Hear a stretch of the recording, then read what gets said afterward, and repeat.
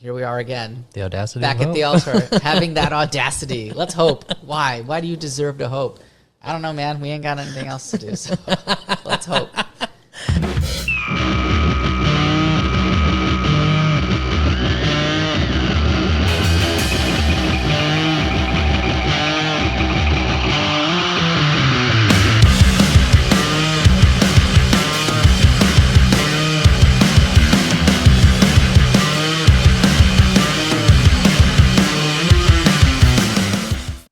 It's been 213 days since the Bears played the Rams in the playoffs, and we now find ourselves in that oh so familiar place, residing firmly in the audacity of hope.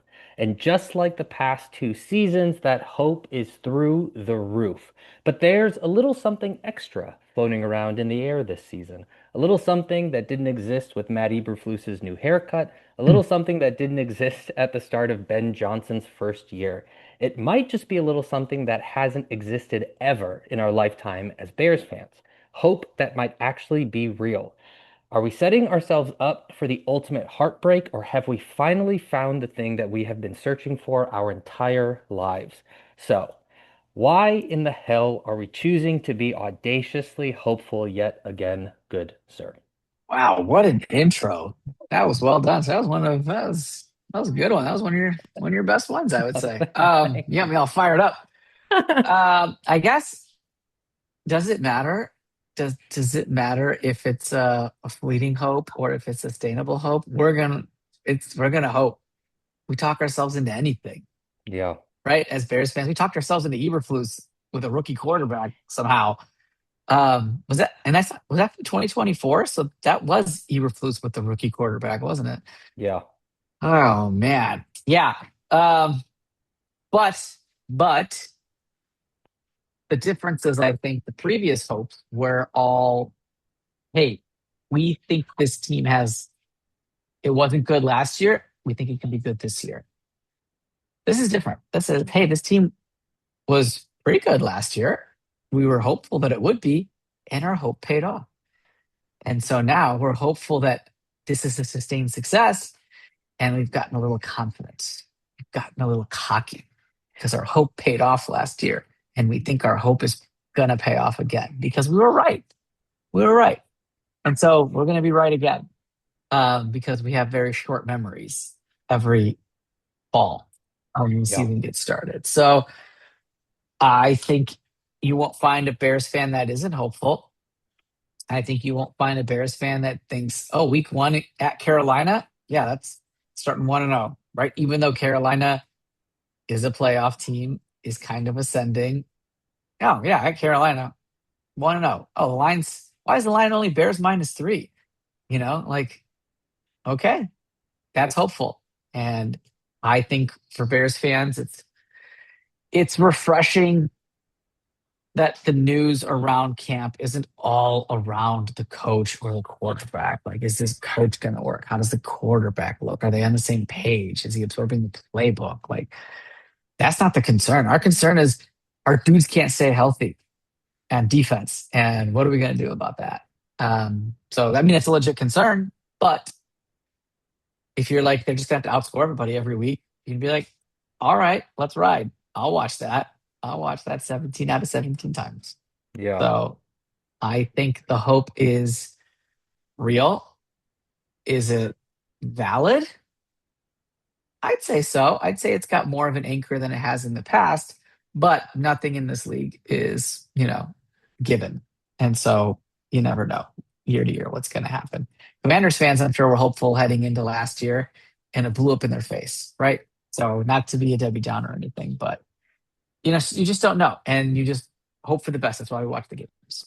The Who fans? What did you say? Commander fans, Oh, Commander fans. Yeah, yeah, yeah, yeah, yeah. yeah, You know, yeah, they went to the NFC title game with a rookie quarterback, and they added a bunch of veterans around him. And like, this is going to be great, and it was not great. dude, that's like Keep the thing teleporting. that, yeah, that's the thing that when the season ended last year, I just like the thought that was leading for me is like, man, it is so hard to get back to this place. Like that's the Hmm. like when they talk about teams' windows and all of that, it's like you really, it's like within the season is kind of the window. That shit is so hard to like follow up and have sustained success and be good, and like injuries and like all of that stuff can really affect what happens with the team. And so like yeah, there's a like a really, there's a almost like an equal probability that they could be bad just because football is hard. And Because football is football. Yeah. yeah, but We yeah, don't know dude, what's that's going to happen. yeah. That opening clip was from our first ever Mhm. Bears in the Neighborhood episode, and it's really I was re-listening to it as I was driving around a few days ago, and it's really funny as we talk about like I'd ask you like why are we hopeful, and it's like we're talking about like the offense is solid and fucking Justin Fields finally has pieces around him, and we're talking about Keenan Allen and Mm. DJ Moore and the defense and blah blah blah, and then it's like well that didn't go well, and then like. Then it's like, why are we hopeful again? Well, it's we got Caleb Williams and Matt Eberflus is the and at the time too, or not Justin Fields or whatever, that he had pieces around him. And in that, Mhm. I think at the beginning of that season, Eberflus was like coach of the year, leading coach of the year candidate or some shit, and it just like, like clearly didn't go the way that he thought it was gonna go. It's just so funny. Laughable. Yeah, It's dude, and it's laughable.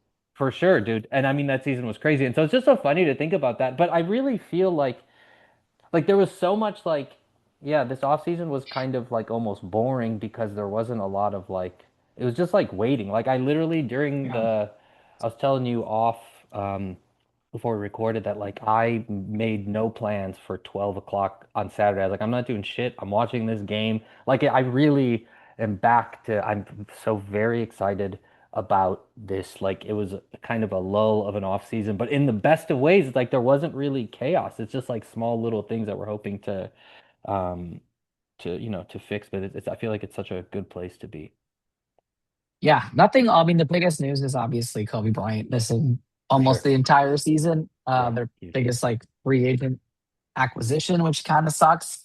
Because now you have a rookie there and then sign a veteran, which be fine, but like the defense wasn't a strength to begin with, and losing one of your best players is certainly not it's not great. Mm, I think it's gonna stop this team from legitimately reaching their what could be a potential ceiling for them this year. So that kind of stinks. It caps, I think, how far they can go. But it's like they're they're still like going to be entertaining to watch. I think they can still like make it a good successful season, make a deep run. Um, that injury does kind of suck, but it happened early, and they can like scheme or plan around it. So that'll be interesting to watch as well. But that was kind of the big one. And then Kyler Gordon, nobody knows what's happening with that guy. yeah, We did a whole episode on him, right? The yeah. engine of Dennis Allen's defense. A healthy Kyler Gordon and a healthy Kobe Bryant would have made this defense, I think, very interesting and Yeah. fun and fast to watch. And now it's like doesn't have juice. It doesn't have the juice that you would be looking for. That's interesting to think about that their ceiling might be capped given the lack of Kobe Bryant, lack of just defense maybe being at Yeah. the standard. Yeah, and I guess yeah, those things maybe don't kill the hope fully just because you have the Caleb Williams, Ben Johnson, like, Mhm. duo still operating together. It is, yeah, Dennis Allen has another kind of challenging year sort of stacked up against him. It'll be cool to see how he sort of like manages all that. Yeah, and like they can't really do a ton this year. Everybody's all pissed off like they didn't invest in the defensive line. It's like they did invest in the defensive line. They can't just invest in the same position year over year. They invested in it the year before when they signed Grady Jarrett, they signed Dio Odiengbo, they drafted Shamar Turner. That was three new defensive linemen, one taken, I think, in the second round, and then three signed to substantial deals. And you whiffed on all three. And that's why you're in the position that you're in you Mm, know? And so now you have to wait another year before you can shed Jarrett, before you can shed Odiengbo, and then you free up like 30 something million in cap. You can't do that this year. You couldn't sign a defensive lineman because you already had so much invested in it. And you can't cut any of those guys because of the ramifications. So you just kind of have to ride this out this year and then reinvest in it again next year, which I'm 100% confident that they will. Do you think Ben Johnson then talking about wanting to have the biggest, like the best offense in the history of the NFL, do you think that's then a reflection of like, I mean, I imagine it's a high confidence in what your offense is capable of. And also Mhm. we don't think our defense is gonna be like shutting people down. Oh, I don't think he gives a fuck about that. Like, I think even if the defense was like the Seahawks or Texans defense, we don't want to put him up points in the league because that's just how he's wired. I mean, he also said like he wants blowouts, he wants shutouts, he wants to Mm, win 21 games in a row. This man is just a psychopath and yeah. wants to like, doing a perfect job every single time. And I think that's great. And like, I'm, I think it's great in the short term. I'm hoping it doesn't burn players out because he's very intense, and Yeah. something like that does have a shelf life to it. And like, I don't want to say the Ben Johnson era has a time limit on it, but like I think this is gonna sound bad, but I think he's got to win one in the first like 5 years, or it may not work out Yeah. just because That of how intense he is.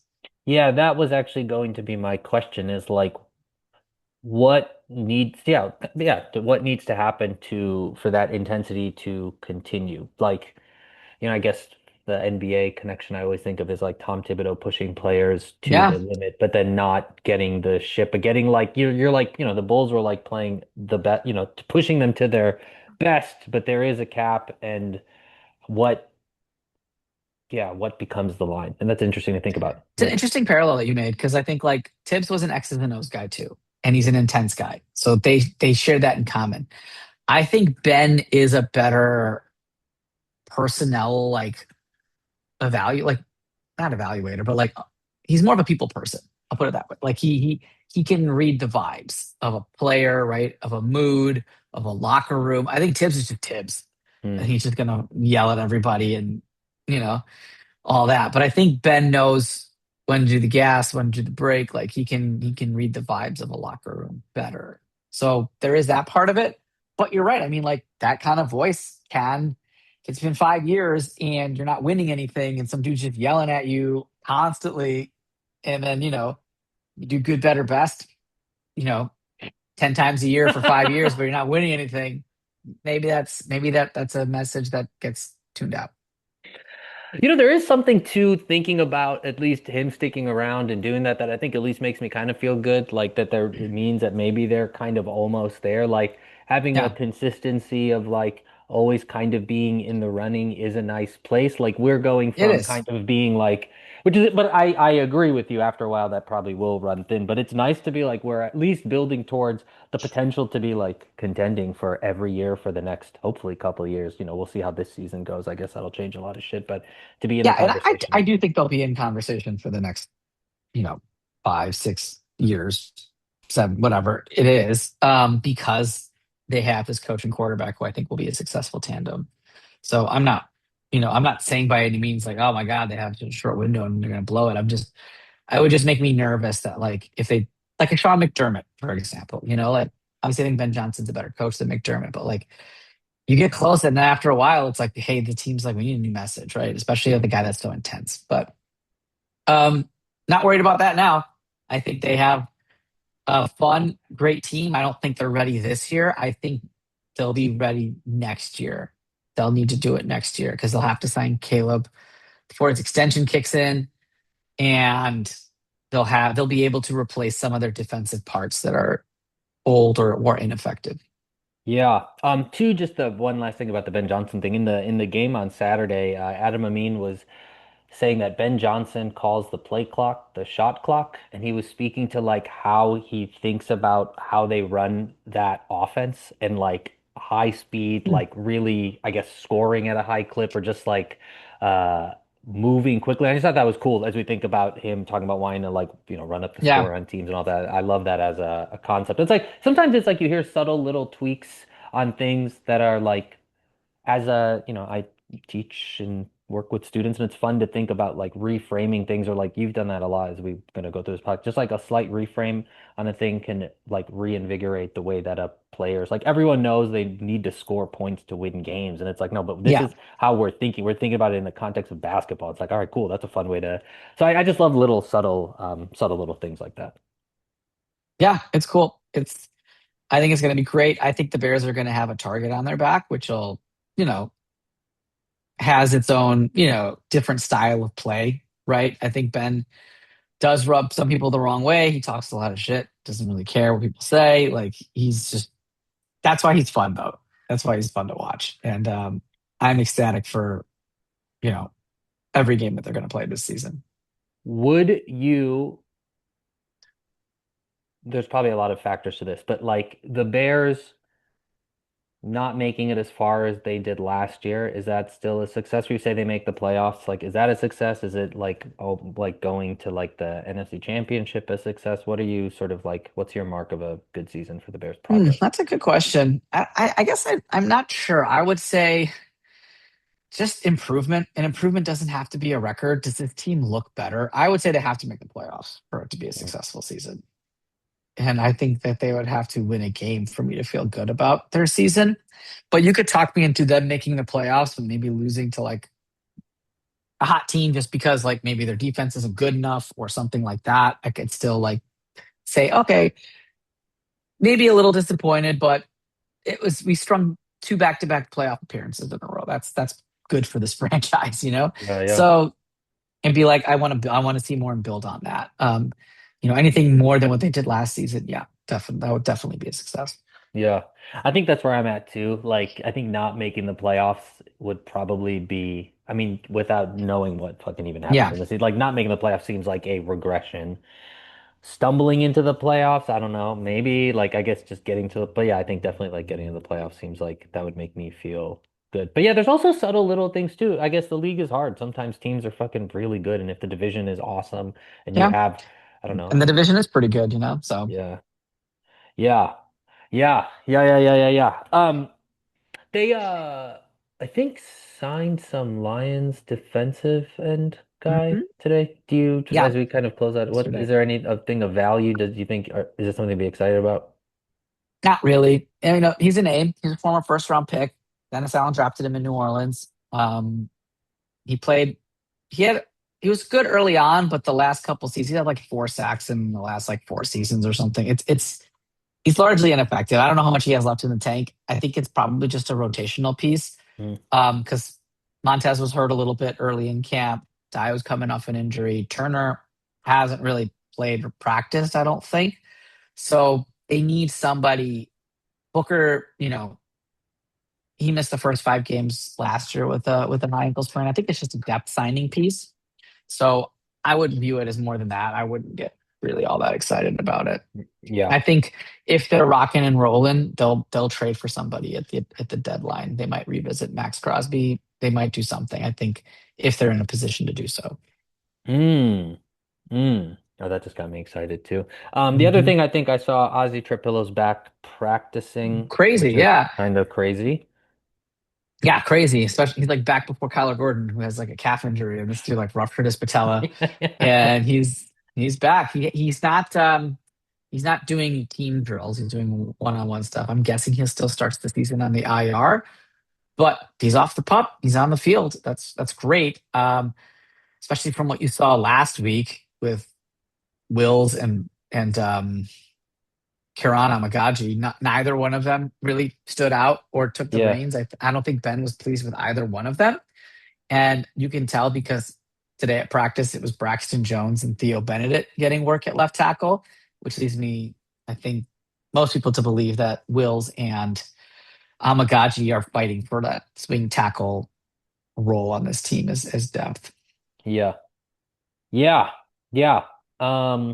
Sick. Any final thoughts? We got a couple more preseason games. I guess, We yeah, do.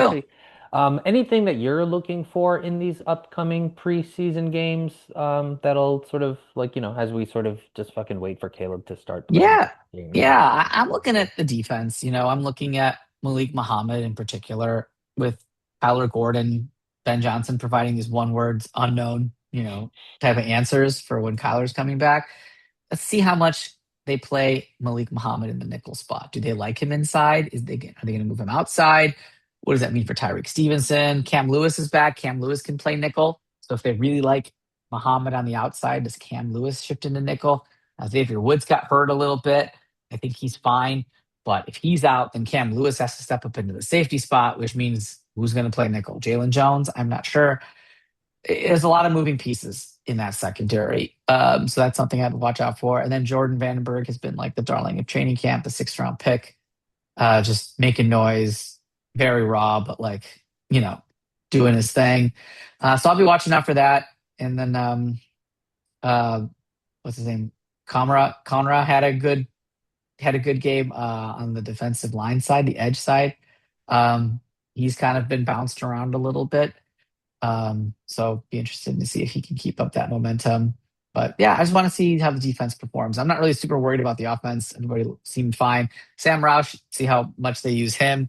Caden Davis has become a darling of training camp. Let's see if he makes the team. If he does, it's probably like Scotty Miller is probably the odd man out, or Maurice Alexander, somebody like that. So yeah, just looking at some of the battles and seeing who they play where tells you a lot about what they think. Yeah, you talking about Malik Muhammad sort of stepping up into that nickel role. I was definitely like trying to keep an eye on him, and he had a couple like really, really nice tackles in that game too. Yeah, he had 5 Um, tackles. yeah. So Yeah, it was good. and we got a little Monangai injury too, so that'll be, I don't know what that really looks I like. think he'll be fine. Yeah. Yeah. Yeah. Okay, exciting stuff. I really, truly am like, yeah, I'm back in it. I told you this before we started too. I literally told people like, don't talk to me during the noon to 3 hour on Sundays. Like I am unavailable unless we're talking football. So yeah, I'm back. I'm back and locked in. I'm excited, man. Preseason Uh, game number 2. okay, where can people find you, read you as the season begins to kick off, and also listen to you as well? Yeah, so as the season kicks off, we'll be doing a lot more Bears on Tap podcasts. I do Lily's last year. We'll see how it shakes out this year, but do the pregame show, postgame show, and then obviously this Bears on the Neighborhood pod. So post all that stuff X at SMPatel06, and you can find all my stuff at ontapsportsnet.com. Amazing. I am doing a couple shows in early September. I'm doing an improvised talk show called Dr. Fix Me, which is Sunday, September 6th at the Lincoln Lodge at 6. And then my improv team, Slugs, which we do a monthly show every second Tuesday of the month. That is September 8th at 7:30 at the Bug House. So Lincoln Lodge, September 6th, which is a Sunday, and then September 8th, which is a Tuesday at 7:30 at the Bug House Theater. Awesome. For Samir Patel, I am Chirag Rathod. We are the Bears in the Neighborhood, your weekly insight into the Chicago Bears in under 30 minutes, and we will catch you all next week. Hope.